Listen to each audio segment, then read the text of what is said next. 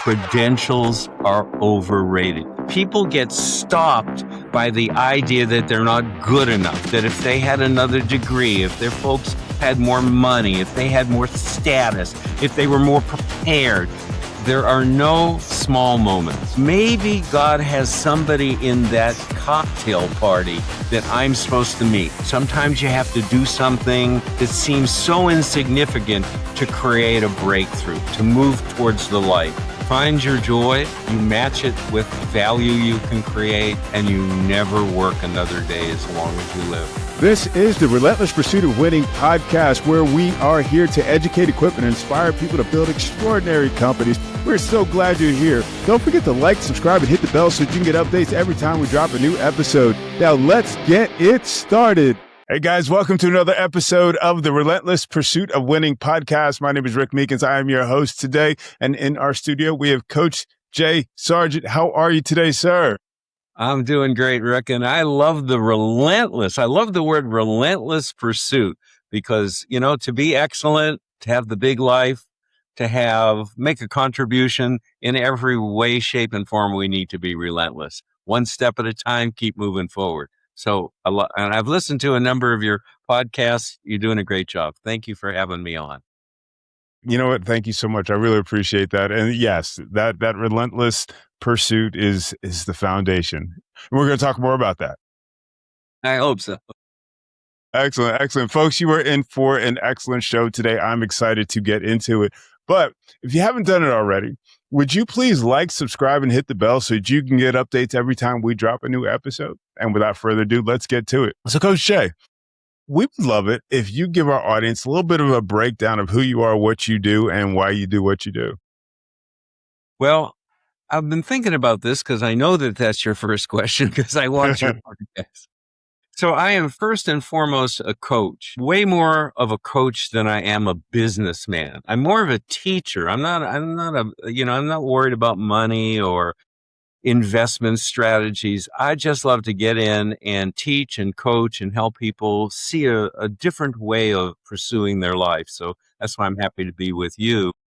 But the biggest accomplishment in my life is certainly, beyond a shadow of a doubt, being a daddy. I mean, I have 3 spectacular daughters who have given me 3 spectacular grandchildren. I'm rooting for more. I don't know if I'll be around for the great grandchildren because the second set of children I started very late in life. But that's what I'm really all about. And in something that maybe everyone will find interesting, I wasn't thinking about being on your show or writing this book over here. About a year ago, my kids kept pestering me. All 3 daughters in their own way kept saying, "Dad, you've been telling us stories your whole life. You go on stages everywhere and tell those stories to inspire and instruct. But when you're gone, and Dad, honest to God, we want you around for a long, long time. But there's an expiration date on all of us. We're all going home someday. When you go home to the Lord, those stories go with you unless you write them down or put them in a microphone or do something." So I started writing, sitting here at this office on a keyboard. I wrote an outline and then I put 26 chapters together and then I started writing. And about 6 months ago, I completed this book called Shift, the Gift of Reinvention. And really what it's about is my reinventions or transitions from one thing to the next and the lessons that I learned in those transitions. So listen to this, Rick. I started off as a community organizer. That transitioned into a franchise developer. That transitioned into a tennis professional. Then I opened up a consulting company and shared training with corporate America. And from there, in my backyard, my office was over the garage. The garage was the warehouse. I had one person in the company, me. I took it to 675,000 distributors in the United States and Canada. And we built from scratch with certainly limited resources. We built $1 billion business and I helped, and greatest blessing of my life, besides my children, I created more than 50 millionaires in our company. And then all of a sudden I made another shift and here I am with you. I'm teaching the lessons of reinvention through an online course that it's not even done yet, but it's Uh-huh. pretty close. So the shifts from one thing to another, geez, even writing it all down, I started to see certain patterns. Yeah. And then I thought, I'll just teach these patterns to anyone, whether they're a 25-year-old kid riding in a plumber's truck, sitting next to the boss, dreaming of owning his own truck or having 5 trucks of his own, or whether it's someone who's reached the middle of their life and they're going, gosh, I think there's more for me. I think I can do more. I think I can be more. That's what I'm all about. So ask me anything you want, but there's 3 patterns that I picked up that either are stops or obstacles or ways through. Okay. And that's what really my course is all about. Okay. Okay. Let's do this. Let's jump into what you observed. So let's go into the first stage. Okay. What does that look like? And tell us a story about it. I want to hear, what your experience, what gave you the inspiration for this particular step. The very first shift was I'm a tennis pro. And now I'm a pickleball coach, by the way, but we won't even go into that. But I'm a tennis pro and I'm at the top of my game. So I want Hmm. to talk to the people who are doing very well right now, but still want to do more. They believe there's something else that remains. So on court 8 at the Charles River Indoor Tennis Club, I've got an academy. I'm booked solid. My clinics are booked. I got 30 pros working for me. I got a pro shop. I'm making money on stringing rackets. I mean, it's a pretty great moment for a young man with a slim waist and a good hairline. So Hmm. you would say from the outside looking in, oh my God, this dude is the happiest guy that ever was. He must be totally satisfied. But on court 8, while teaching 10 hours a day, I'm thinking to myself, there's got to be more than this. I'm Wow. making good bank, but Hmm. I'm not happy. This is not what God put me on the planet to only do. So Yeah. while I'm thinking that, I'm saying, what do? I don't have any credentials. I don't have any degrees. I come from no family that I'm going to inherit any business or any money. Hmm. So what do I do next? Now, here's the blessing. As I thought about it for weeks on end, I came up with a strategy. I said, I teach some of the wealthiest, most powerful people in New England. Why don't I go to them and ask them for help, ask them for advice, Hmm. let them be my mentor? So I created 5 individual meetings. Now, one of them, I'm going to brag a little bit, Rick. One of them Hmm. was with Bob Kraft, the owner of the New England Patriots. I'm a Boston guy.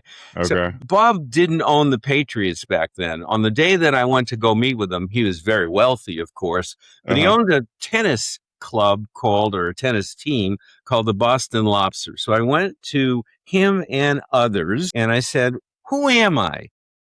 Describe me. What should I do next? If I make a transition from what I'm doing now to Hmm. something else, what would that something else be from Hmm. your very informed point of view? And they all came up with the same answer, Rick. They say, you got to go sell something. You are a Hmm. born salesperson, but with your ego, you need to sell something big and Okay. grand. You can't sell pencils. Okay. So I said, wow, that's pretty cool. How do I do that? And one of them, God bless him, Mark Roberts, very dear friend of mine. I was teaching him tennis. He was an extraordinary tennis player. He said, Jay, I'm going to hook you up with a guy named George Nadav. And George Nadav is the king of franchising in the United States and maybe the world. And Wow. I think the two of you are going to like one another. And I think maybe there's a fit. So I said, well, what does he sell? He sells $250,000 franchises. But the way he does it is he puts men and women in fancy hotel rooms, fills up those hotel rooms, and he sells the franchises through a speech. And Jay, you give speeches. So I said, oh, thank you. On the Mm-hmm. day I'm going to see George, and I want to paint this picture very, very vividly, Mm-hmm. I decide first and foremost that I'm going to buy my first blue suit. So I go to Simon and Sons in Copley Square, downtown Boston, and I buy the uniform, the blue suit. But then I Mm-hmm. didn't think that was enough. So I went to Filene's basement downtown and I bought a Mark Cross briefcase. this briefcase costs more than the suit. And I never opened the briefcase ever in my life. But I wanted to walk into George's office looking the part, feeling the part. So on that fateful day, I walk into the office and it was an intimidating office. I mean, it was huge. His desk was massive. He looked like either the Pope or a warlord. I mean, whoa, it was stunning. What I picked up when I saw that desk is I said, wow, this office and this desk is owned by a bold man. He's going to respect boldness. I remember thinking that. Now I sit down in front of him and he asks the typical question. He says, Jay, I hear good things about you, really great things about you from Mark Roberts. Tells me there may be a fit. You know, we sell franchises here. I'm nodding my head. He said, I would like to review your resume first. And I said, well, George, I don't have a resume. Oh, he says, you mean you left it in the car or you forgot to bring it? I said, no, I don't have a resume. He said, oh, well, maybe you could talk me through your background in franchising and in business. I said, well, I have no background in franchising, no background in business. In fact, I don't even like business. In fact, if I'm at Logan Airport and I'm buying a magazine before a flight, I'm not going to buy Entrepreneur or Success, Fortune magazine. I'm going to go over to the sports section because that's what I love. So now George is perplexed and he says, well, Jay, why did you come here today? And I said something very simple. I said, I hear you put men and women on the road in front of big audiences, 50 to 100 people that you've qualified to buy a very expensive $250,000 franchises. And the way you do it is they give a 45 to 60-minute speech. Did I get that right? And he goes, yeah. I said, well, then get me on the team. Because if you want someone to stand up in front of an audience and get them to say whatever yes you want them to say, I'm your man. Now, it stunned him a little bit. And I could tell in that moment of confusion, I needed to enter. And I said, George, don't even think about it. I can prove it. He said, how so? I said, see that brochure over there? Is that your company brochure, that little 3-page? Okay. I'm going to take that brochure, go sit back out in your lobby, and I'm going to read it, study it, and in 15 minutes, I'm going to come back in and give a speech. I'm going to give a presentation. Now, you bring in all of your animals, all of your sales competitive force, bring in partners, managers, whoever, put them in this huge office, and I will, in 15 minutes, give a presentation. If I'm grand, put me on the team. If I'm terrible, throw me out. He says, fair enough. Now, obviously, Rick, I'm not telling this story because I came in and I puked on my shoes. I came in and I want everyone, I'm a teacher, always coaching, always coaching. If you're listening to this, write this down. When I walked in the room, you always assess your audience. When I walked in the room, I realized that everybody but George was rooting against me. They were competitive. Who's this nincompoop rookie? Yeah. You know, I could feel the bad. So what I did is, I don't know if you've ever seen the movie This Is Spinal Tap, where the drummer keeps getting blown up. I blew them all up. I eliminated them. I deleted them from that was it. I had an audience of one, George Natick. Yeah. And I gave, God knows what I said that day. I gave a 10-minute speech, moving my hands and getting dramatic, leaning in, leaning back, telling stories. When it was over, George threw everyone out of the room. And he said, kid, sit down right in front of me. He said, you didn't say one thing that was correct. There wasn't one detail right. The whole thing was whack, but that was a great presentation. We can smooth the edges, and I'm confident you can learn the content, but I want you in front of my audiences. If I'm investing in putting people in the room, I want you to be out on the road for me. Nice. Now, this is my way of teaching that credentials are overrated. Can everyone please write that down? People get stopped by the idea that they're not good enough, that if they had another degree, if their folks had more money, if they had more status, if they were more prepared, people prepare. I say, listen, if you and I, Rick, got, God forbid, in an automobile accident and we were being driven to a hospital for an operation, I'm not an idiot. credentials in that environment. We're hoping the doctor went to medical school, had a really good intern and residency, and they know what they're doing. But I'm talking to the entrepreneurs of the world. I'm talking about soft skills. People get stuck because they just are overrating credentials. On that day, I had no credentials, but I knew my value and I knew what I could do and I knew I could learn it on the go. And I convinced George of that. Now, here comes the irony. Here comes the irony. 1 year into this experience, I'm killing it. I'm going to be honest. I'm having the time of my life and I'm beating everybody in the building. I'm very competitive. I would throw you an elbow for an offensive rebound like you can't possibly believe. But I'm killing it. But Mark Roberts comes to me and he says, Jay, let's develop our own franchise development company. I thought that was the coolest idea. So here, the only thing that bothered me, Rick, was I had to go tell George, who had been such a supporter, who had taken a gamble on me, who I had a genuine affection for. I had to go tell him I was leaving him. And I felt terrible about that. And I rehearsed it all night long. George, I looked in the mirror, all that stuff we all do.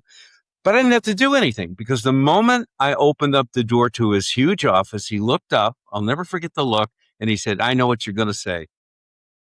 I said, what am I going to say? You're leaving me. You're going with Mark Roberts and you're going to create a competitive company. Come here, kid. Sit down. Is that right? I said, gosh, that is right. He said, I want you to understand something.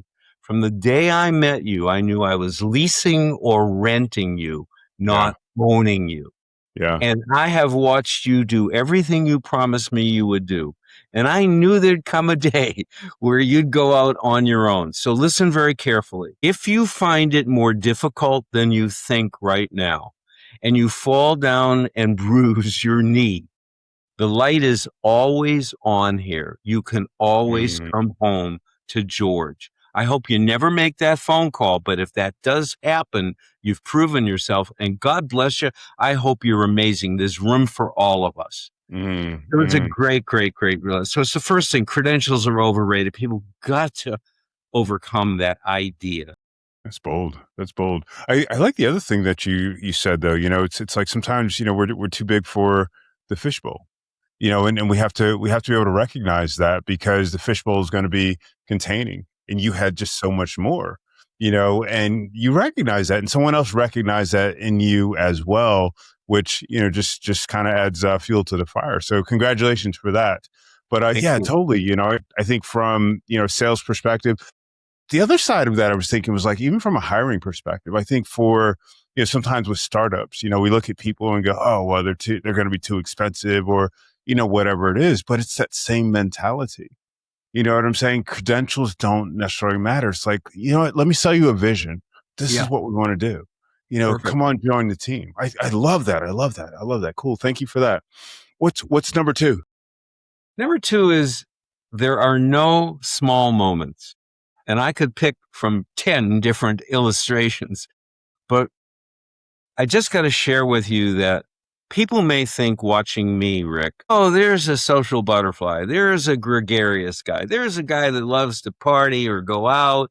My wife can barely get me to do 3 double dates a year. I am a very private person. I am selectively gregarious. You turn me on when there's a purpose for me to engage. Other than that, I'd rather be reading a poem or studying my Italian or watching my beloved Boston sports teams. So I'm not naturally a social person, but I'll never forget. We were in a bit of a lull with our new franchise development company. I got to be honest. We were sucking wind. I mean, we were suffering. We were losing money, not making money. I didn't have much money. My partner had a lot, but he wasn't going to continue to put money in unless it started to realize something. I get a phone call and someone says, there's this fancy dinner party in this part of town in Boston that I could never afford, and you're invited. Now, I got to tell you, the moment I get that invitation, what am I thinking, Rick? I'm thinking, I don't want to go. Exactly. I got to shower. I got to shave. I got to put on an outfit. I got to be Uh, smiling. I got to be engaging. I got to be eating hors d'oeuvres, having a glass of wine. None of that's interesting to me at all. mm-hmm. But I go to myself, and this is really important. Maybe there's a real reason to go to this. Mm, I'm stuck. How do I get unstuck? My young little franchise development company is suffering. Maybe God has somebody in that cocktail party that I'm supposed to meet. So this mm, is my part. I think in my book, I call this, there are no small moments. Sometimes you have to do something that seems so insignificant to create a breakthrough, to move towards the light. So I get dressed up and I smell good and I look good and I'm doing the best I can. And I sit down at this massive Italian marble dinner table. So totally not me, by the way. And by random, I would say divine intervention. That's what I okay. would say. I'm sitting next to a guy I don't know. And I turn to him and I say, "Hi, my name's Jay Sargeant. What's your name and what do you do?" Now, please, everyone, write this down. What I did in that moment is what I teach. I didn't talk about me. I talked about him. I Uh-huh. find out that the guy next to me is Mitch Kapor. Nobody who's watching today knows who Mitch Kapor is. I guarantee it. Well, I'll give him a free course if somebody writes in what he did. Mitch Kapor was one of the 3 developers of microcomputer software in 1981.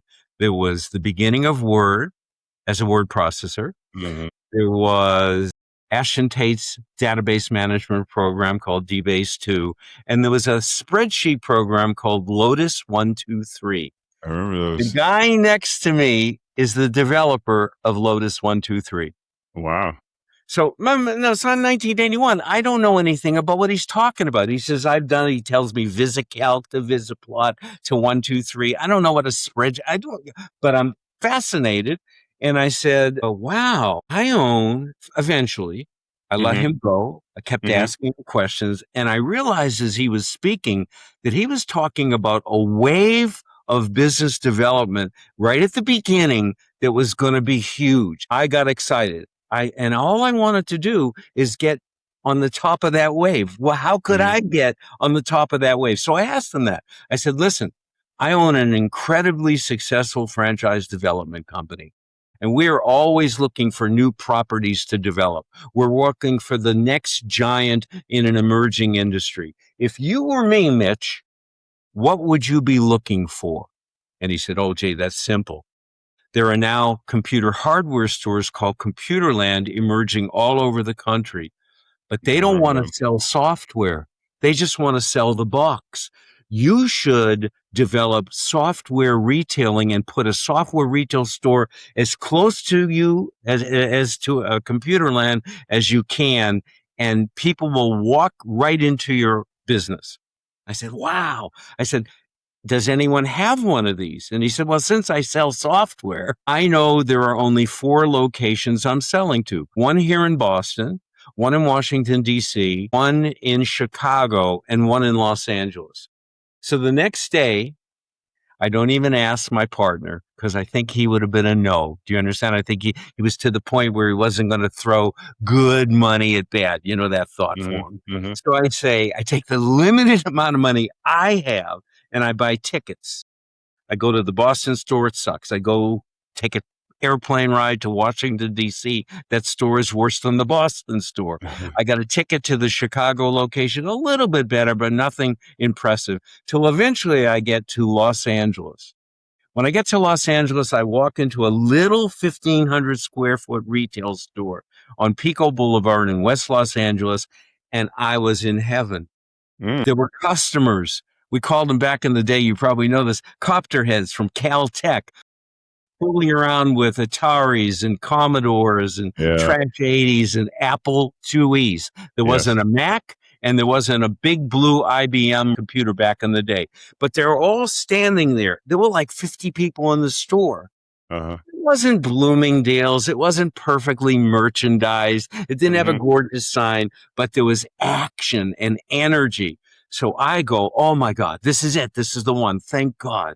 I go over to this blonde kid, he seemed like a kid to me behind the counter. He looked like a surfer or a skateboarder. And I say, hey, I'm Jay Sargeant. I am a master developer of franchises. I'm looking for the single software retail store to make the market leader. And I have found you. Who owns this and how can I get to them? And the kid said to me, he's a great guy. His name was Glenn. He said, Jay, I'm an owner. I said, oh, wow. Are you a decision maker? He said, oh, no, I only own a little bit. I said, well, who is that decision maker? Now I want a drum roll, Rick, because I want to see if you can remember the name. Thank you. He says to me, George Tate owns this retail store. And I said, George Tate of Ashton Tate owns this software retail store. He was one of the only 3 developers of software in the world on that day. He already owned a wholesale distribution company, and this was the first retail store owned by George Tate. So I say immediately to the kid, Glenn, it's wonderful meeting you. I need the address. Where is George right now? He said, oh, he's in Venice. Give me the address. I get in a cab. Now, I think that I am going to Bel Air. In my mind, because I don't know anything about Los Angeles, but I think I'm going to a gated community, maybe next to Magic Johnson's place or something. Do you understand? The cab driver is driving through what seems like a grungy neighborhood. And I keep asking the cab driver, are you sure you got this right? Because I'm looking for the president of Ashton Tate. And he goes, kid, this is the address. When we get there, it's a crappy apartment house. Yep. In a down low neighborhood. It was before Venice became gentrified and grand.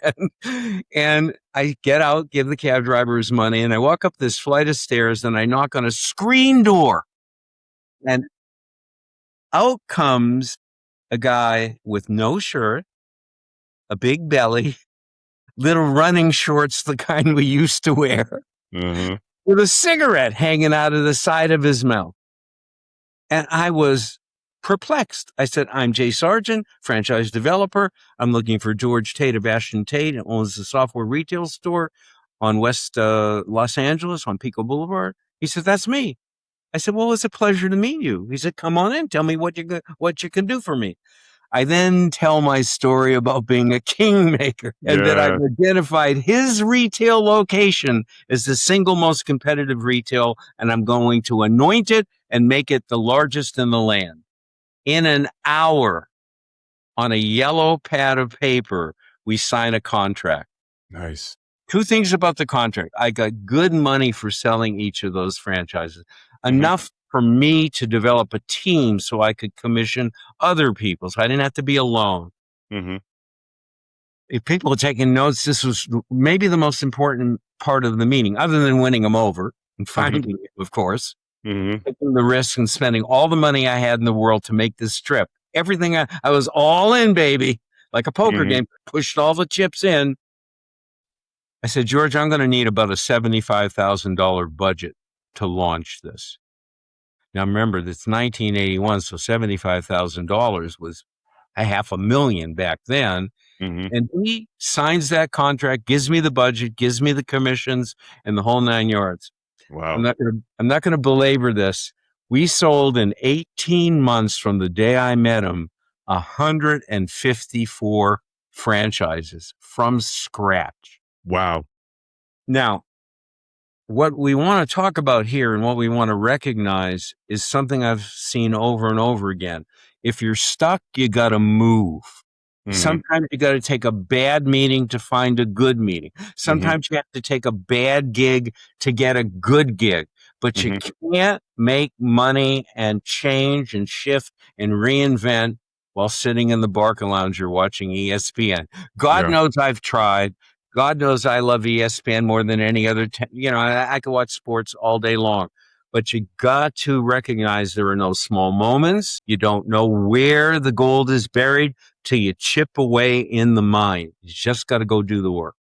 Yeah. I mean, real talk on that. I mean, it's, there's lots of folks out here that are listening that have knocked on the doors and, it's, and look for the opportunities and things just don't necessarily pan out. How do we stay in the game? How do we not get discouraged and say, hey, you know what? Or at what point, do we say, hey, this just isn't working. I need to shift again.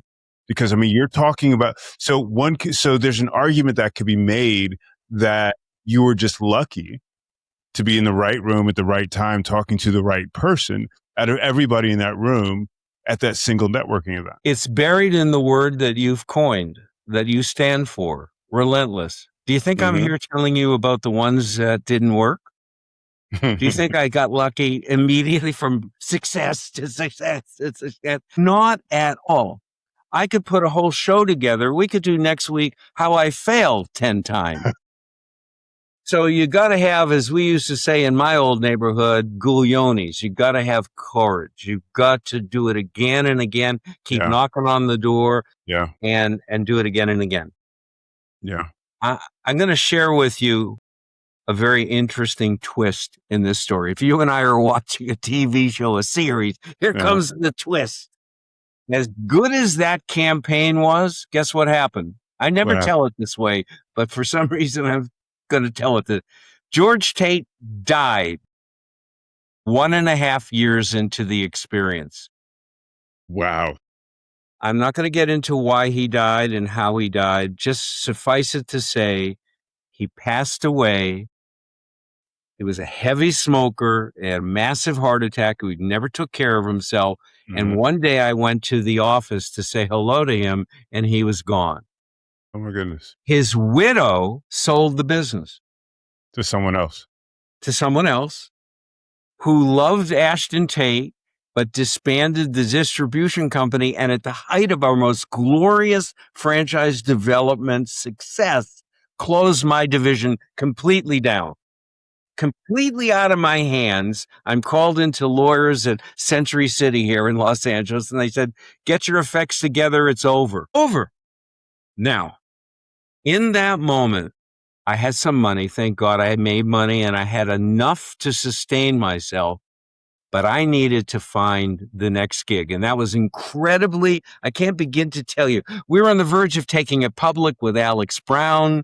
I had shares, I had stock, I had options. I mean, I was predicting at that moment in time before George went home to the Lord, I was predicting that I was going to become a massive multi-millionaire from what I had created.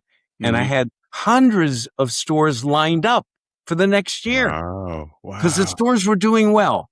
Yeah. They shut it down.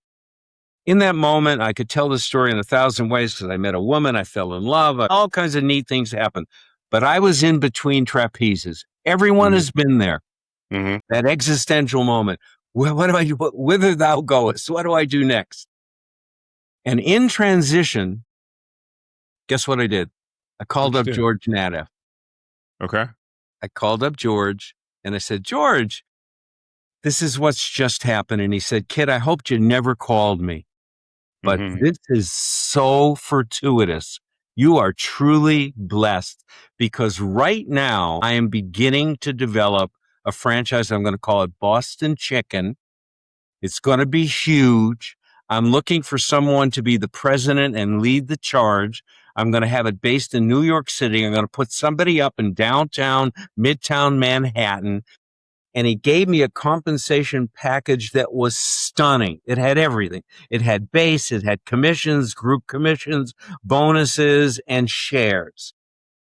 So I go to my young bride. She was only 21 years old at the time, 22 by this point.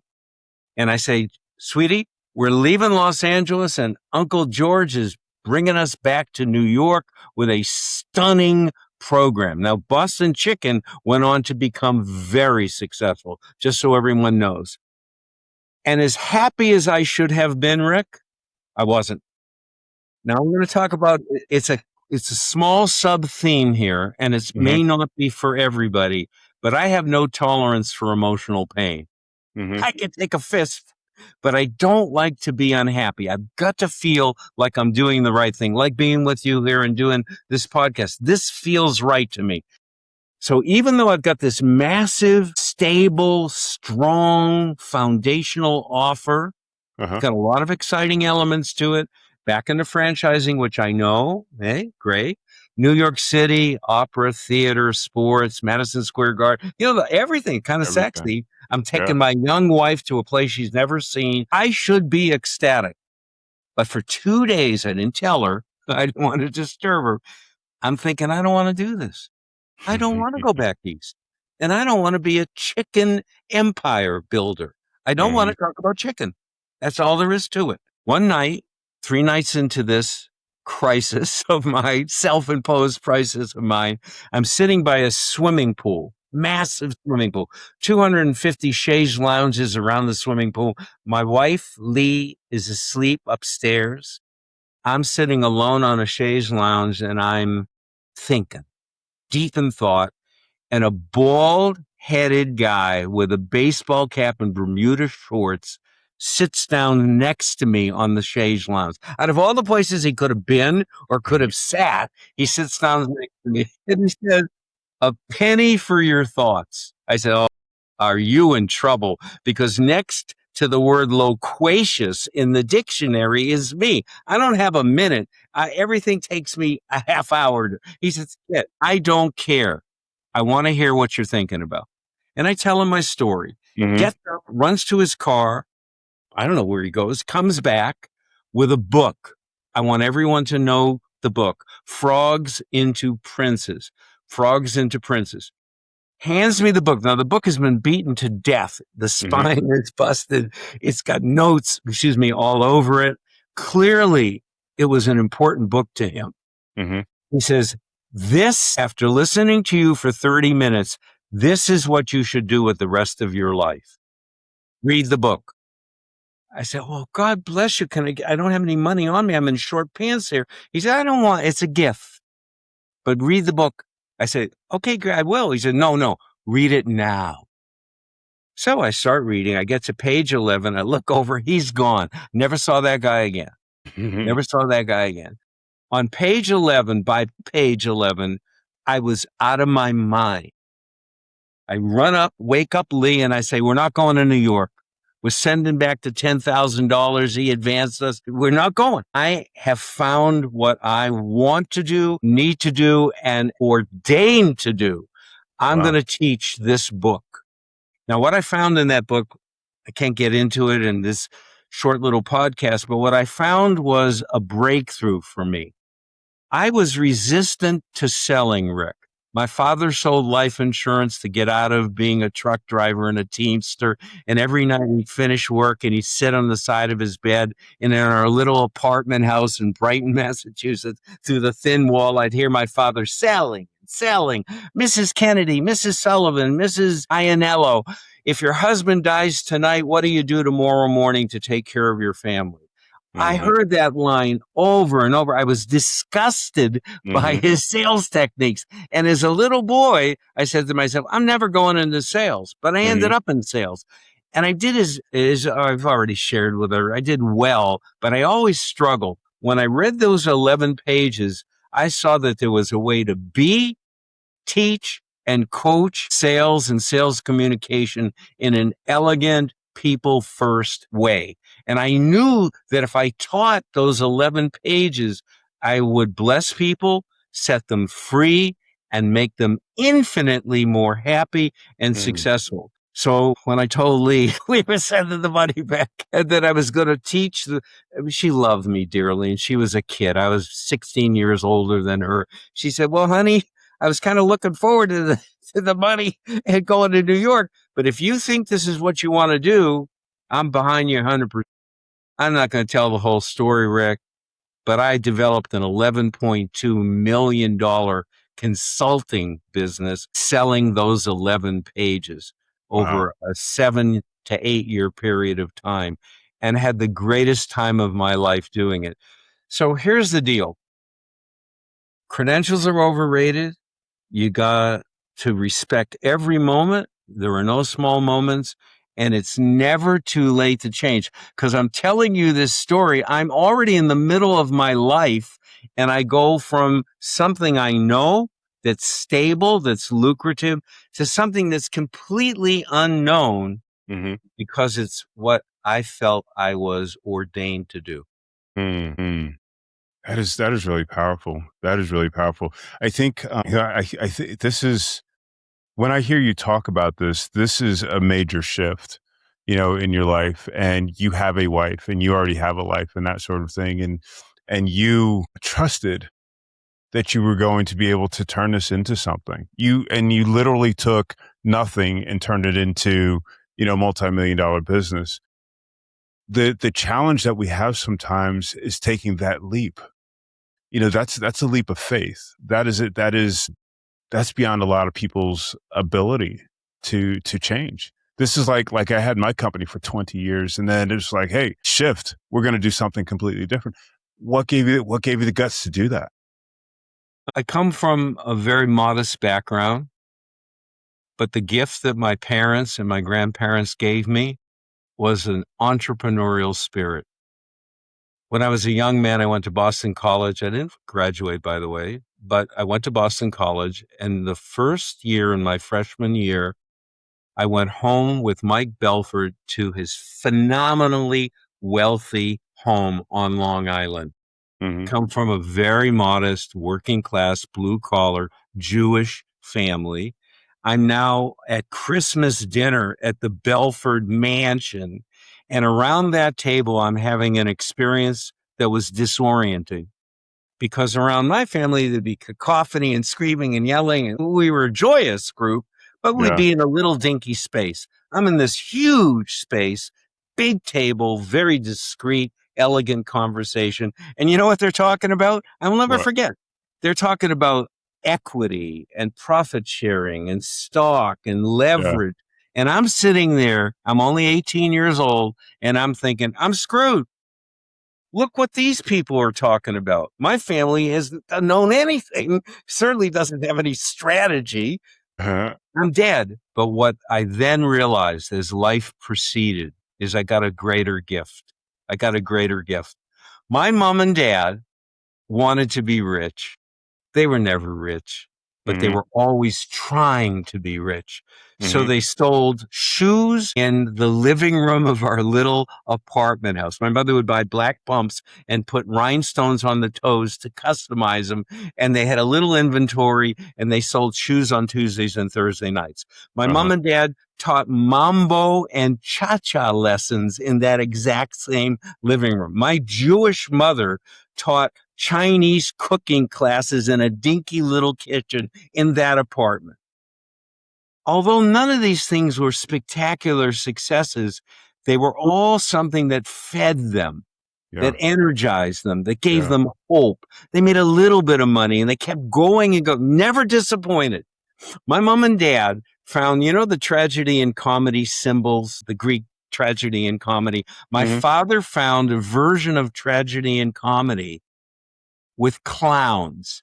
He spent every penny he had in his bank account on reproducing 200 or 300 of those sets of clowns. They Uh-huh. then took whatever money was left over and they bought an ad, catch this, in the New Yorker magazine. It was a Uh-huh. dinky little ad, Uh-huh. but it was all they could afford. And we thought we were on the road to riches, to Yes. wealth. We all came home on the first day the New Yorker came out. We thought the mailbox slot would be filled with envelopes. Yes. 3. And that was our biggest day. But I want people to zero in on this. The day after, my folks were ready to do it again. Do you understand? They were not even wounded. They just wiped themselves up, stood up, and moved on. Now, I'm going to give my mom credit and my dad.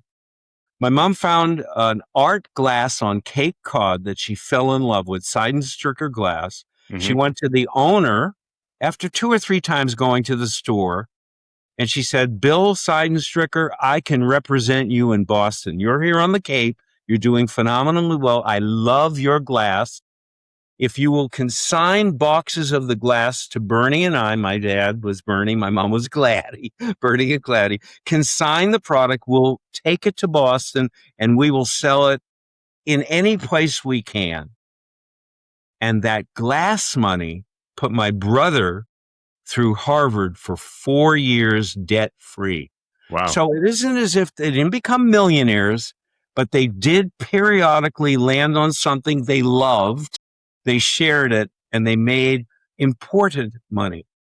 Now, in my family, and this is a direct answer, this is what I want people to know. The matriarch of the family was my mother's mother, Lillian, Nana Lil. Mhm. Nana Lil wanted to live every minute of her life in her own apartment in Brighton, Massachusetts, the one we all went to at every holiday. Mhm. But when she got to around 94 years of age, she started falling, slipping. We'd go find her with a wound. We'd see bruises on her body, and it was terrifying. She raised me for 5 years. So my whole life, I loved her like crazy, like a second mom. Yeah. And my mother and I, oh God, this was a difficult day. We went to Nana Lil, and we said, we got to have you leave here. You got to go into this Hebrew rehab center in Roslindale, Massachusetts. And she fought. My God, she was so mad at us. 1 week later, I had a trip, business trip. 1 week later, the first thing I did when I got to Logan Airport is drive right to Roslindale to the Hebrew rehab to go see her. I thought I was going to get a beating, man. I thought she was going to tear into me. The minute I saw her, she beamed. She said, Jay, you're an idiot. Why didn't you get me in here sooner? The food is great. 3 squares a day. We got treats in the afternoon, bingo, movies, card games, mahjong at night. I got new friends I never had. And Jay, come here. And I lean in and she says, you know, when I was a little girl in the 2nd grade in Dorchester, Massachusetts, I fell in love with a little boy named Louis. And when we moved from Dorchester to Brighton as a family, I lost Louis.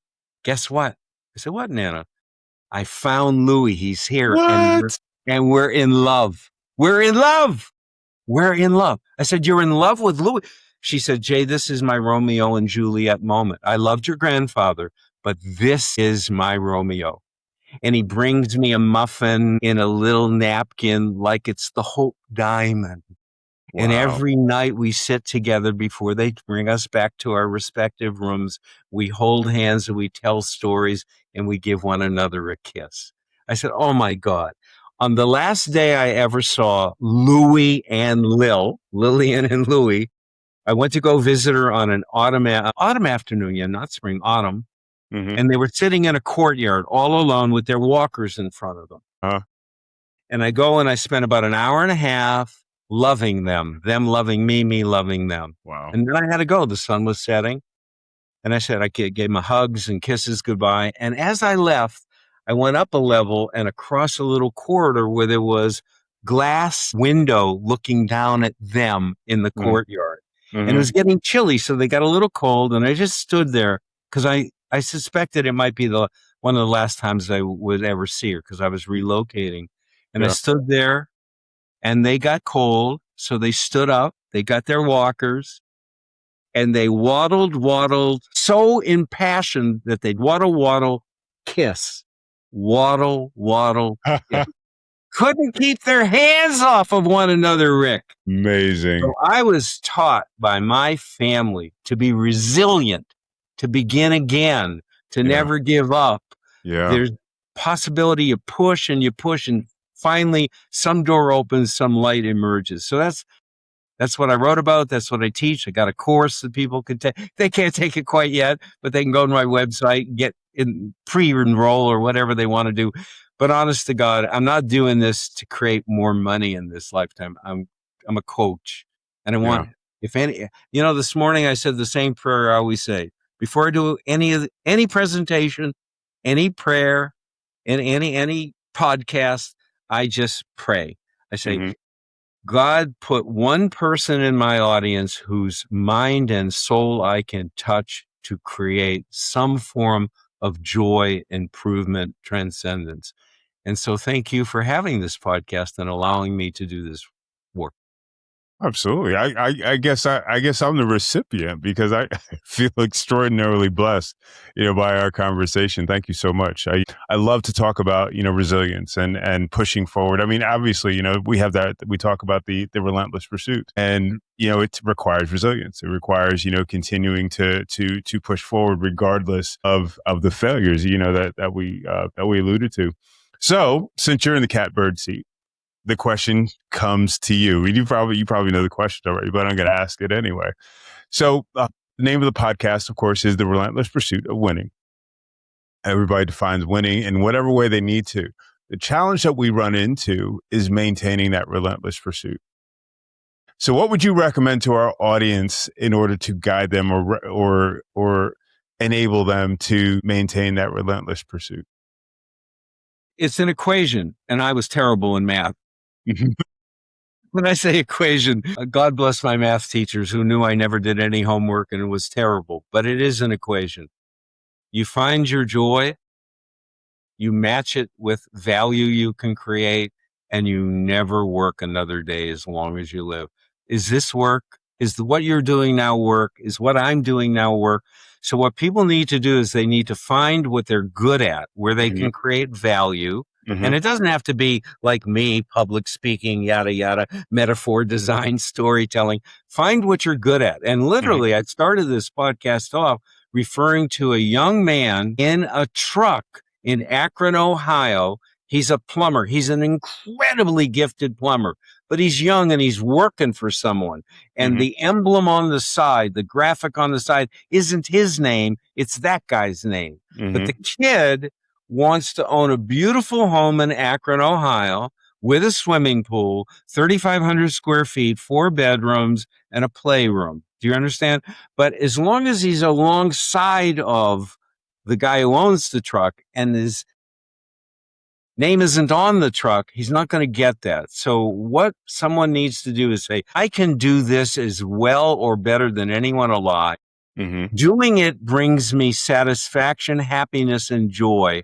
And I am just going to be patient enough to move towards that vision. And if you do that relentlessly, value proposition plus passion/joy, you will find your way. Give yourself the time. Give yourself the time. Give yourself the time. That's a great equation. I've heard that said differently.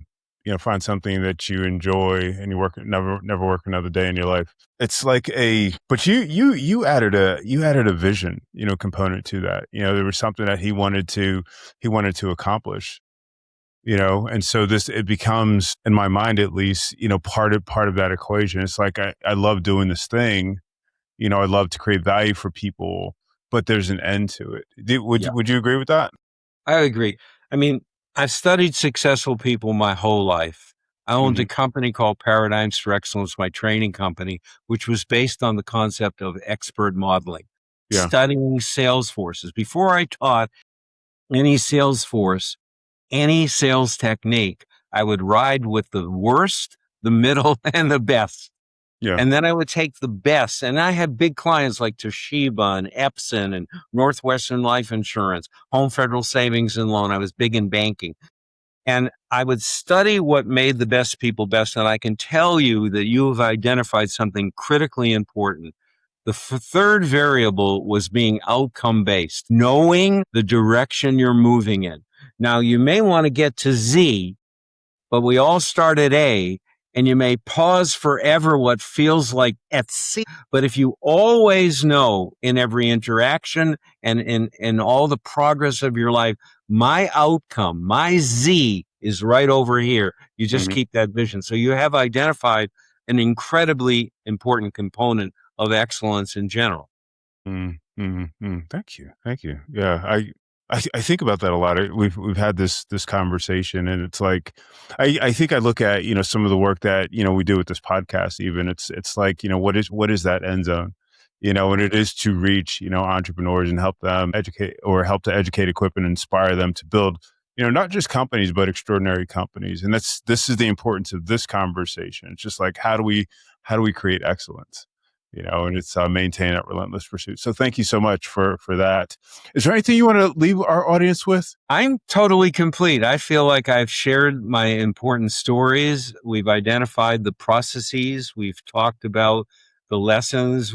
You've encouraged me to at least, I like your encouragement, because what you said, Jay, if someone listens to you and they think it's just a bed of roses and that you're the miracle worker and that everything you touch turns to gold, you said, is that true? And I said, no, it's not true. I'm only telling you the victories, the stories that have the loaded information in it that can be helpful to others.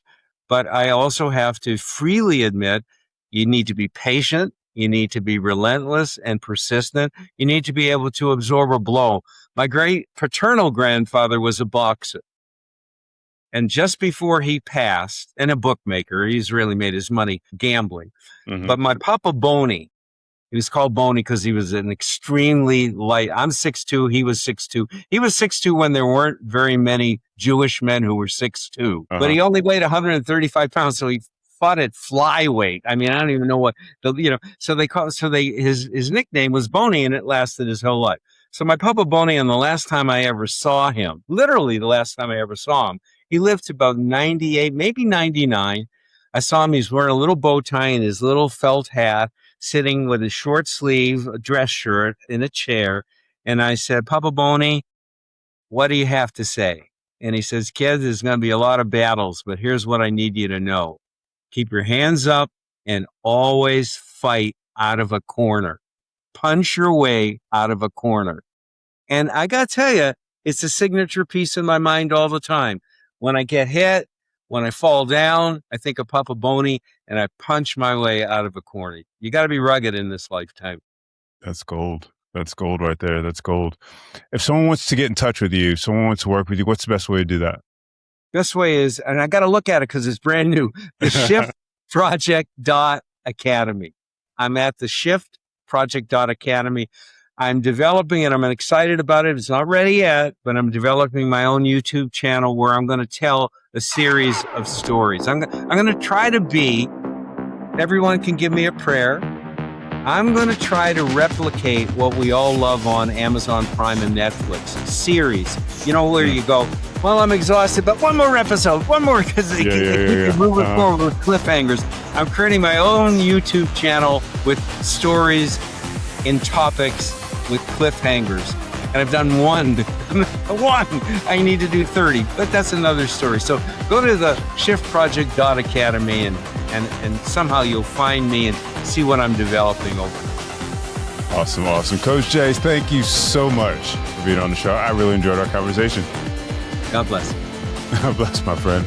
And folks, thank you so much for watching or listening to another episode of the Relentless Pursuit of Winning podcast. We'll catch you next time.